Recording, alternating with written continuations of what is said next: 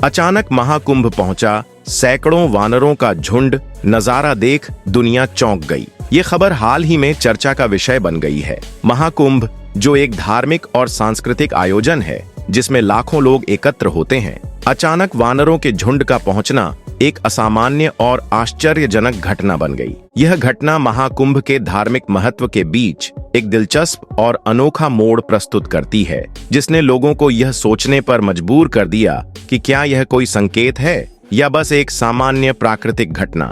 इस अनोखे दृश्य ने सोशल मीडिया पर भी हलचल मचा दी और लोगों ने इसे अपनी तरह से व्याख्यायित किया।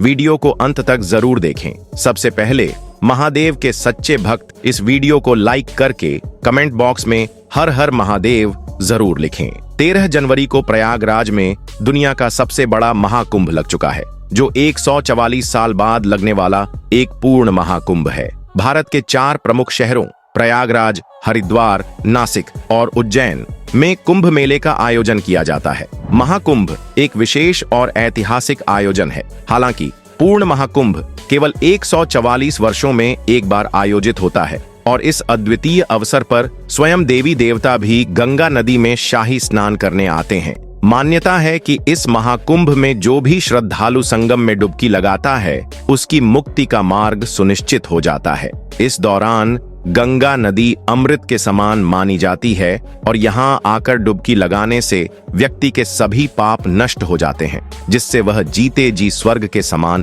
पुण्य प्राप्त करता है। यह मान्यता हजारों लाखों श्रद्धालुओं को दूर दूर से खींचकर महाकुंभ की ओर लाती है। लेकिन महाकुंभ का असली महत्व साधु संतों के बिना अधूरा माना जाता है। उनके अखाड़े, भगवान के प्रति उनका अडिग भक्ति भाव और कठोर तपस्या महाकुंभ का मुख्य आकर्षण होते हैं, जो इस पर्व को विशेष रूप से दिव्य बना देते हैं। सब लोग गंगा स्नान के साथ अलग अलग प्रकार के साधुओं को देखने भी महाकुंभ पहुंचते हैं। इसी महाकुंभ में देश दुनिया से लाखों साधु पहुंचते हैं, जिनमें कोई कांटों पर लेटा हुआ होता है तो कोई भस्म लगाए हुए होता है। कई साधु ऐसे देखने को मिलते हैं जिन्होंने गहरी तपस्या की होती है, जिनके आशीर्वाद मात्र प्राप्त कर लेने से जीवन के सारे दुखों का अंत हो जाता है। ऐसे में मध्य प्रदेश के इंदौर शहर में रहने वाले शौर्य उपाध्याय महाकुंभ में शामिल होने के लिए बहुत बेसब्री से इंतजार कर रहे थे। वे सनातन धर्म के बहुत कट्टर भक्त थे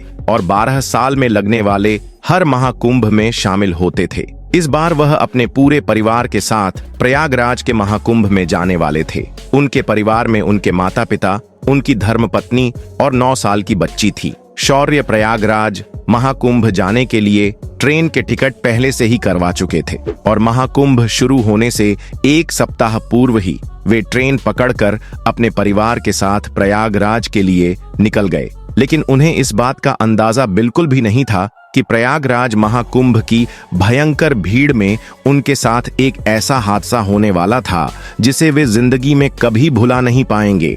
महादेव उनके साथ बहुत बड़ी लीला रचने वाले थे। जब शौर्य जी अपने परिवार के साथ महाकुंभ पहुंचे तो वहां की भीड़ बहुत भयंकर थी। लाखों लोग पहले से ही वहां मौजूद थे और कई साधु संतों ने अपने अपने टेंट लगाए हुए थे। फिर भी पुलिस दल ने व्यवस्था को बहुत अच्छे से संभाल रखा था। प्रयागराज का महाकुंभ बहुत भव्य लग रहा था। हर जगह दुकानों और अखाड़ों की भीड़ थी और ऐसा लग रहा था जैसे वे लोग सतयुग में आ गए हों। इसी बीच शौर्य जी ने अपनी पत्नी रजनी से कहा कि वह स्वाति का हाथ कसकर पकड़ लें, क्योंकि इतनी भयंकर भीड़ में अगर उनका हाथ छूट गया तो उसे ढूंढ पाना नामुमकिन हो सकता था। तभी शौर्य जी को गंगा के घाट पर वानरों का एक बड़ा झुंड दिखाई दिया, जो घाट पर मौज मस्ती कर रहा था। सभी लोग हैरान थे, क्योंकि इतने सारे बंदर एक साथ पहले कभी नहीं देखे गए थे। लेकिन लोग इसे महाकुंभ का चमत्कार मान रहे थे। कहा जा रहा था कि महाकुंभ के दौरान इतना पवित्र वातावरण होता है कि यहाँ सिर्फ इंसान ही नहीं बल्कि जानवर भी इस जगह पहुंच जाते हैं। उन वानरों के बीच एक ऐसा बंदर था जिसकी पूंछ नहीं थी और शौर्य जी को उस पर दया आई। उन्होंने उसे केले दिए और साथ ही बाकी बंदरों को भी केले खिलाए। इसी दौरान उनकी मुलाकात रुद्राक्ष वाले बाबा से हुई। शौर्य जी ने देखा कि साधु महाराज ने अपने शरीर पर करीब 25,000 रुद्राक्ष धारण किए थे, जिनका वजन लगभग 45 किलो था। वास्तव में वे साधु महाराज काफी सिद्ध पुरुष थे और उनका आशीर्वाद शौर्य जी के पूरे परिवार ने लिया। आगे बढ़ते हुए शौर्य जी को कई और साधु महाराज मिले, जिनमें से एक ऐसे साधु थे जिन्होंने पिछले 12 सालों से अपना एक हाथ हवा में रखा हुआ था और उसे नीचे नहीं किया था। इतनी कठिन तपस्या केवल एक सिद्ध महात्मा ही कर सकते थे। उनका भी आशीर्वाद लेकर शौर्य जी अपने परिवार के साथ गंगा में डुबकी लगाने के लिए संगम पहुंचे। स्नान के बाद वे अलग अलग मंदिरों में दर्शन करने के लिए जा रहे थे। प्रयागराज महाकुंभ में 12 विशेष मंदिर होते हैं, जिन्हें 12 माधव मंदिर कहा जाता है, और यहाँ दर्शन करने के लिए हमेशा भारी भीड़ रहती है। जब शौर्य जी अपने परिवार के साथ महाकुंभ मेले में घूम रहे थे, तभी एक खबर आई कि कुछ ही देर में महाकुंभ में चाबी वाले महाराज पधारने वाले हैं, जो अपने साथ 20 किलो की चाबी रखते हैं और वे बेहद ही प्रसिद्ध हैं। उनके दर्शन के लिए लोग बेताब हो गए। ऐसा कहा जाता है कि चाबी वाले बाबा अपनी 20 किलो की चाबी से अहंकार तोड़ते हैं और समाज में न्याय की स्थापना करते हैं। उन्हें देखने के लिए इतनी भारी भीड़ जुट गई कि लोग आपस में भगदड़ मचाने लगे। इस भगदड़ में कई लोग एक दूसरे के पैरों के नीचे आ गए। इसी भगदड़ में शौर्य जी की धर्मपत्नी रजनी और उनकी 9 साल की बेटी स्वाति का हाथ छूट गया और वह भगदड़ में इधर उधर घूमने लगी। जब शौर्य जी की पत्नी रजनी ने देखा कि उनकी बेटी कहीं खो गई है, तो वे घबराहट में आ गए। उन्होंने शौर्य जी से कहा कि स्वाति का हाथ उनके हाथ से छूट चुका है और वह भगदड़ में कहीं गुम हो गई है। इस पर शौर्य जी और रजनी दोनों बहुत चिंतित हो गए, क्योंकि उस समय महाकुंभ में भारी भीड़ थी और उनकी बेटी केवल 9 साल की थी। अगर वह भगदड़ का शिकार हो जाती तो उसकी जान भी खतरे में पड़ सकती थी। शौर्य जी ने अपनी पत्नी रजनी और उनके माता पिता को एक मंदिर के अंदर बिठा दिया और खुद स्वाति को ढूंढने लगे, लेकिन कहीं उसका कोई पता नहीं चल रहा था। 1-2 घंटे बीत चुके थे और अब समय दोपहर के 2 बज रहे थे। शौर्य जी महाकुंभ के एक ऑफिस पहुंचे और वहां से अनुरोध किया कि माइक में ऐलान किया जाए कि अगर उनकी बेटी स्वाति किसी को दिखाई देती है तो कृपया उसे इस ऑफिस पर छोड़ दें।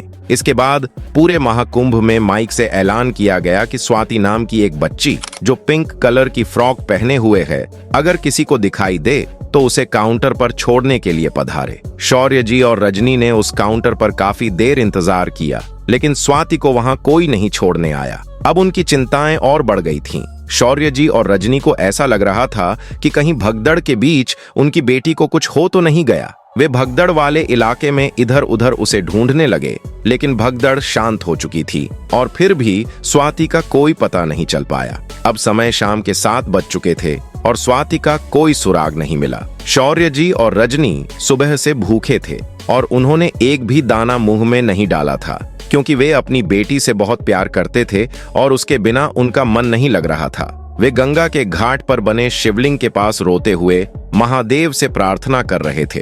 कह रहे थे कि महाकुंभ में आना हमारे लिए सौभाग्य की बात थी, लेकिन अब हमें यह बहुत बड़ी गलती लग रही थी। वे चिंतित थे कि अगर उनकी बेटी खो गई तो वे कभी भी किसी महाकुंभ का हिस्सा नहीं बन पाएंगे। इसी दौरान शौर्य जी ने अनजाने में मुंह से एक बड़ी बात कह दी और महादेव ने इसे सुना।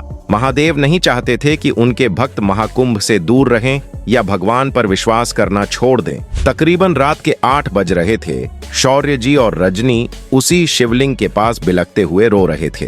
तभी अचानक वहां पर बहुत सारे वानरों का एक झुंड प्रकट हो गया। वे कहां से आए थे इसका किसी को अंदाजा नहीं था। उस झुंड में शौर्य जी को वही बंदर दिखाई दिया जिसकी पूंछ नहीं थी, जिसे उन्होंने सुबह केले खिलाए थे। लेकिन चौंकाने वाली बात यह थी कि उस बिना पूंछ वाले बंदर के हाथ में उनकी बेटी स्वाति का एक रुमाल था। जब शौर्य और रजनी ने वह रुमाल देखा तो उन्हें यकीन हो गया कि यह स्वाति का ही रुमाल है। उनकी जान में जान आ गई और वे धीरे धीरे उस बंदर के पास जाने लगे। बंदर भी धीरे धीरे आगे बढ़ने लगा। ऐसा लग रहा था जैसे वह उन्हें कहीं ले जाना चाहता हो। शौर्य और रजनी उसके पीछे पीछे चलते रहे और तकरीबन 1 किलोमीटर महाकुंभ में पैदल चलने के बाद वह बंदर एक गंगा घाट पर पहुंचा और रुमाल को नाव में रखकर कहीं अंतर्ध्यान हो गया। जब शौर्य जी और रजनी उस नाव के अंदर रुमाल लेने पहुंचे तो वहां का दृश्य देखकर उनके रोंगटे खड़े हो गए। नाव के अंदर उनकी बेटी स्वाति बेहोश पड़ी थी।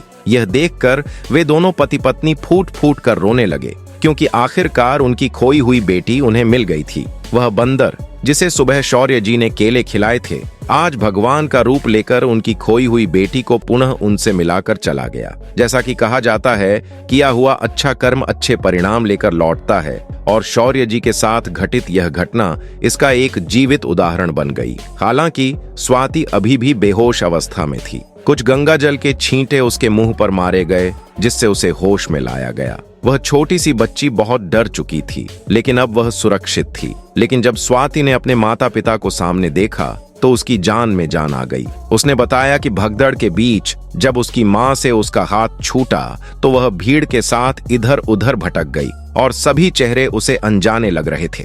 उसे किसी पर भी भरोसा नहीं हो रहा था, तो वह गंगा के घाट पर उस नाव में बैठ गई। भूख और प्यास के कारण वह रात तक बेहोश हो गई, लेकिन महादेव की कृपा और वानरों की मदद से वह फिर अपने माता पिता के पास लौट आई। शौर्य जी और रजनी अपनी बेटी स्वाति को पाकर बहुत खुश थे।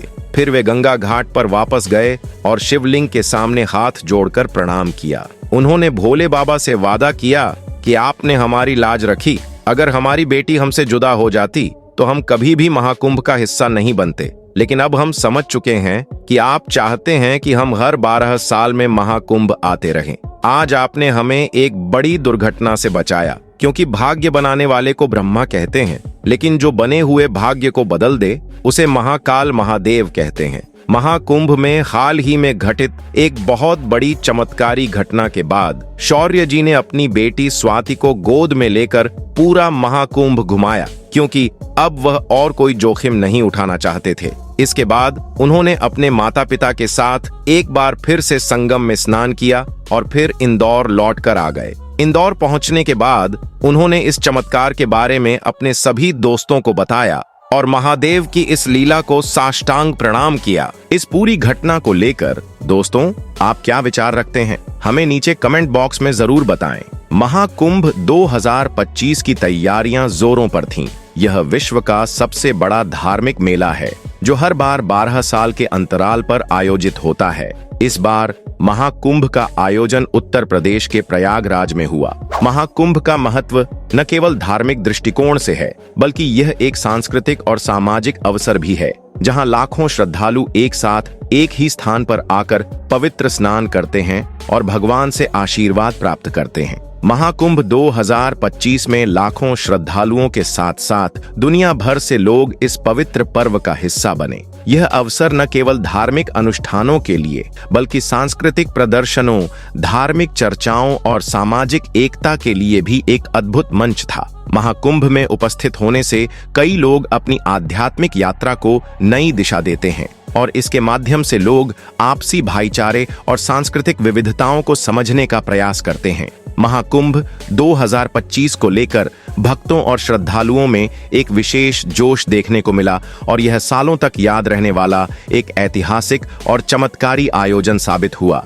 अगर आपको भी आज की यह चमत्कारी घटना पसंद आई हो तो कृपया इस वीडियो को लाइक करें और कमेंट बॉक्स में हर हर महादेव लिखकर हमें अपने विचार जरूर बताएं। साथ ही हम जानना चाहेंगे कि क्या आप भी महाकुंभ का हिस्सा बनने गए थे या नहीं। महाकुंभ जैसे ऐतिहासिक और धार्मिक आयोजन का हिस्सा बनना हर भक्त के लिए एक गर्व की बात होती है। इस अद्भुत अनुभव को आप किस तरह महसूस करना चाहेंगे, हमें इसके बारे में भी जरूर बताएं। आपका समर्थन और आशीर्वाद हमारे लिए बेहद महत्वपूर्ण है। इस महान अवसर का हिस्सा बनने के लिए तैयार हैं? अभी के लिए आप सभी को हर हर महादेव।